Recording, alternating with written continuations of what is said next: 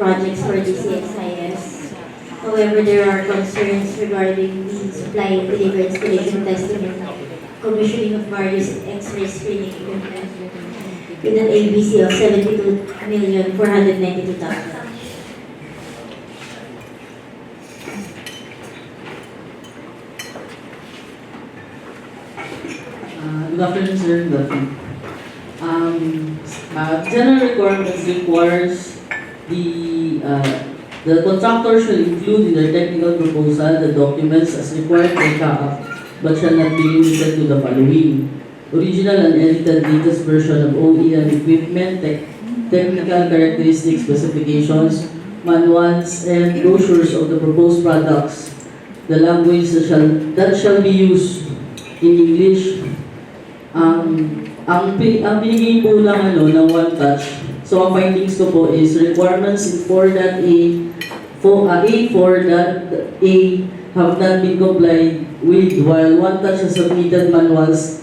They failed to provide the complete OEM equipment, technical characteristics, and brochures of the product. Then, for E.E, for non-OEM bidders, whether sole or JV partner, requires that the bidder is an exclusive or authorized distributor of equipment. One Touch also did not comply with the requirement. One Touch Communication Incorporated did not meet the requirements stated in the end user's technical specification. Certificates of distributorship submitted in compliance with 8.9 do not state that One Touch Communication is such. Instead, Rapiscan System confirms that Case This Incorporated is the authorized distributor in the Philippines. Then 8.9, the following documents shall be submitted together with a technical proposal. For 8.9.1, the certificate of authorized and exclusive distributorship issued by the original equipment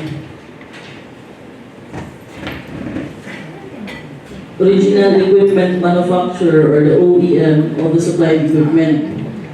Same as with the 8-8, One Touch did not meet the requirements stated in the end user's technical specification, since the certificate of distributorship of that they attach is instead Rapiscan confirms Case This is the authorized distributor in the Philippines. With regards to technical specification, or that B, for B.1, B.2, and B.3, this is for the supply of the cabin baggage X-ray scanner. For B.2 is the supply for the whole baggage X-ray scanner, and B.3 for the cargo X-ray scanner. We put the in-country services maintenance must have an established existing reliable in-country maintenance and after-sales service for the last 5 years with a qualified service technician certified by the manufacturer. Must submit an undertaking that in such country services and in-country services and facilities shall be available during the life of the equipment. Findings po namin is that same as in-attach na kasi yung undertaking from Rapiscan, that the latter shall provide maintenance and after-sales services to CAAP. However, it fails to establish that One Touch has an existing reliable in-country service and facilities, nor does it state that One Touch has its own qualified technician certified by the manufacturer. Wala siyang mga touch na certification ng mga technician niya. So, another, the CVT or the constant voltage transformer, for B.1, B.2, B.3, also they did not comply since they did not attach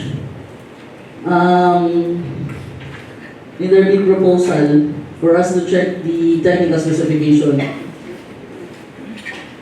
UPS, interrupted power supply. Of course, hindi rin natin na-check kasi wala silang in-attach na brochure.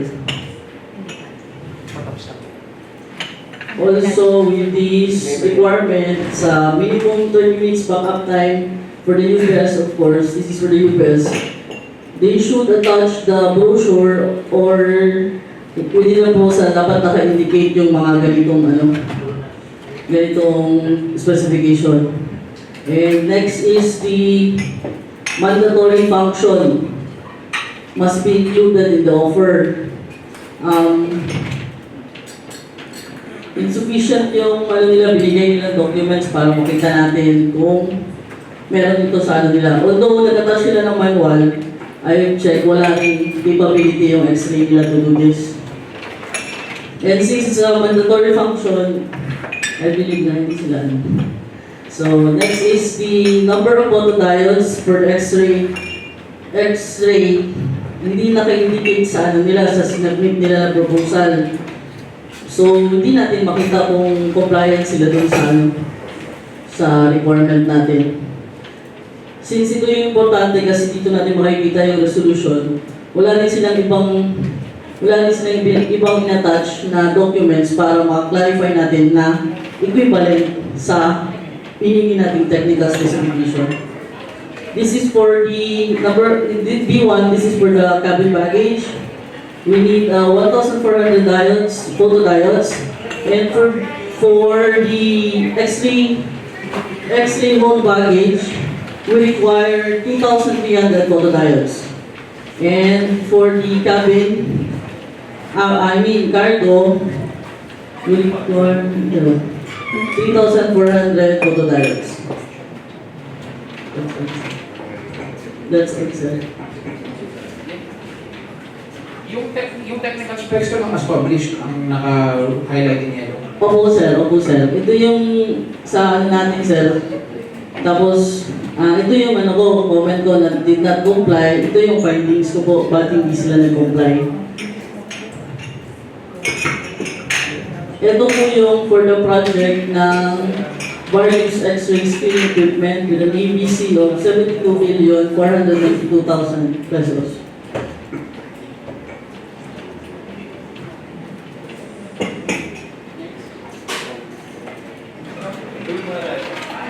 So the recommendation of the technical working group is disqualification. Yes. Marami naman yung grounds for the disqualification. So sige, draft that notice of post-disqualification.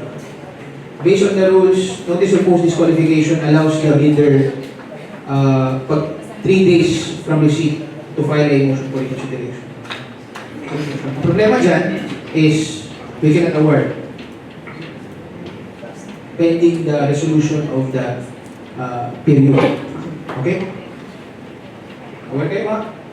Sige. Yung next sir na item, since lowest bidder is the one touch also for the narcotics explosive and narcotics trace detector. Ang APC for is 26,400,000 for 4 units. The same sir, ang findings ko po is with regards to their attached documents. Same with the first for the various equipment. Yes, sir. So now we're here. Ulit ko ulit yung bidders exclusive authorized distributorship of the equipment and the certificate of authorized distributorship of the OEM supplied equipment. Yun na po, yung tatlo. Same, please prepare the notice of post-disqualification. So, there were only 2 bidders for the case.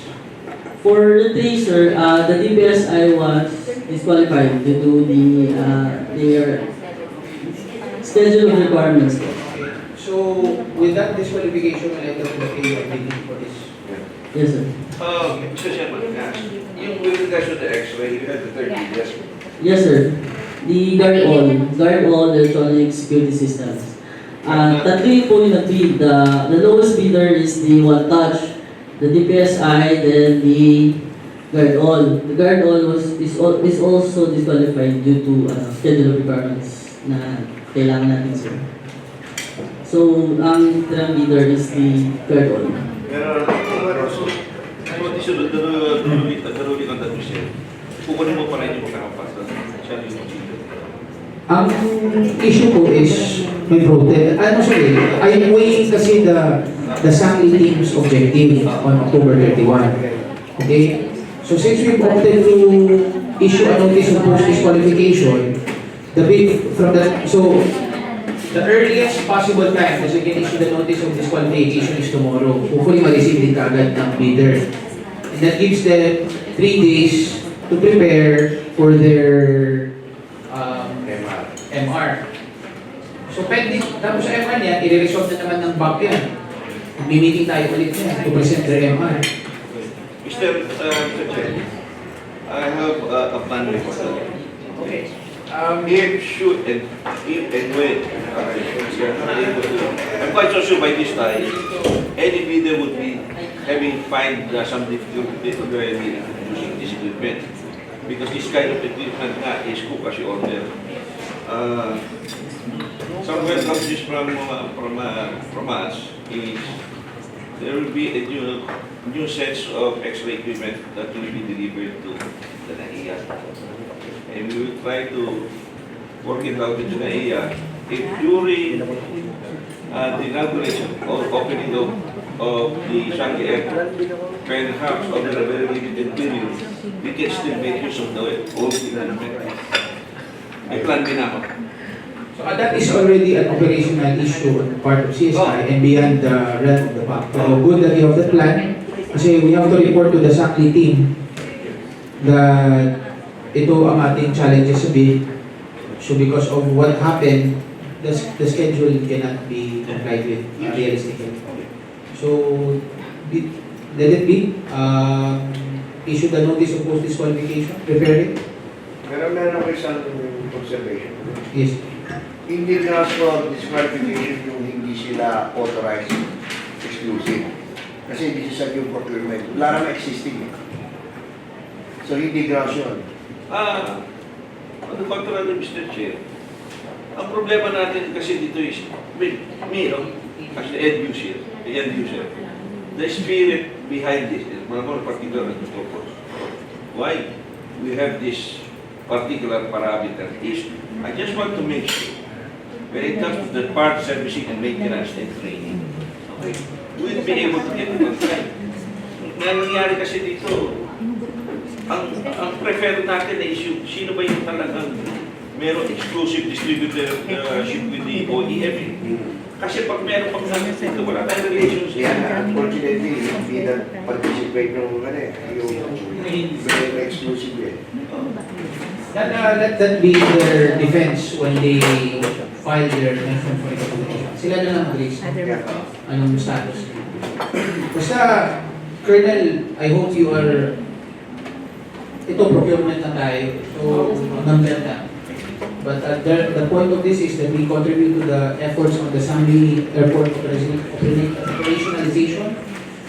And since yan ang result ng BAC, hindi rin natin hirap pa nito kasi hindi ito ma-delay yung equipment na pinoprocure natin. Hindi siya off the shelf. It has to be customized, built upon purchase order. Made to order. So okay, just issue the notice of post-DQ and si Colonel has a plan B, then that's great. We did our best. Then we can report on Monday na good to go pa rin ang ating procurement for Sunday products. Alright. Okay. Thank you.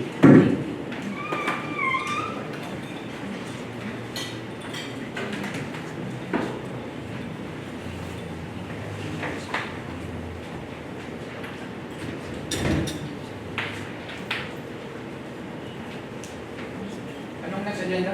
Group report pa tayo.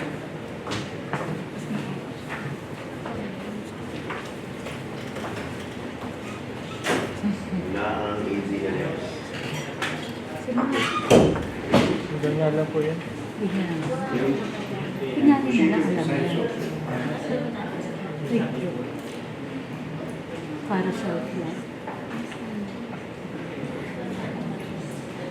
Yung ba yung ano? Yung document.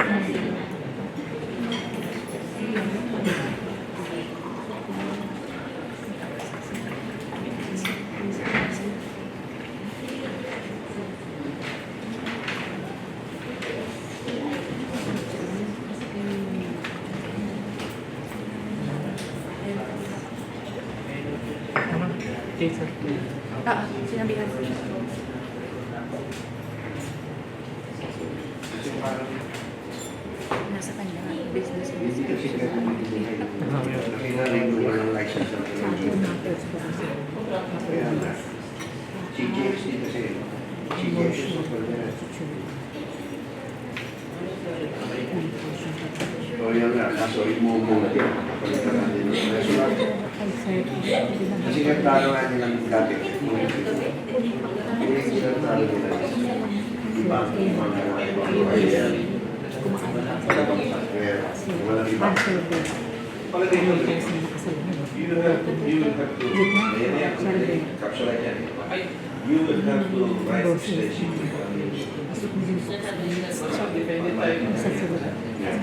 Pero sir, ang illegal consequence din ito, if the protest prospers, they will not be bound by the October 31 timeline.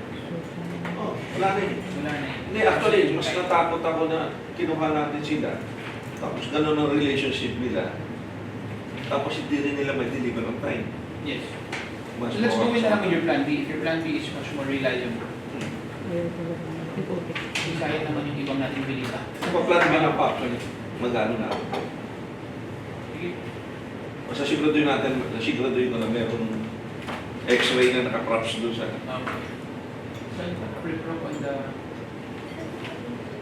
3D design software. Have to change the mode. TV. Click. So let's go first to item 6.3. Wala daw 6.1 and 2. Tama? Sige. So for item 6.3, there is a motion from the end user to change the mode of procurement for the procedure design software from public bidding to direct contracting. The software is proprietary in nature. It is used for our flight procedure design and is provided by a single supplier, CGX. And the software is the Geo Titan. We grant the request to change the mode of procurement from public bidding to direct contracting. Okay. Do you need to Oh, hindi na siya for bidding. Hindi siya for bidding. Hindi na nga. Eh, wala na. Wala na dapat. We also like to welcome the most distinguished K-pop boy band from Asia. Sino ba na dyan? May dyan ba na? Record. MR4. Yeah. MR. O yan. Anyway, sige, CSI, we good. Okay. Buti na lang yung plan B pala is excuse. si Bernardo. Papa Bert. Papa Bert? Sige. Paano ito mga sila na? Right. Yung explosive trace paki-scratch. See there? Alright.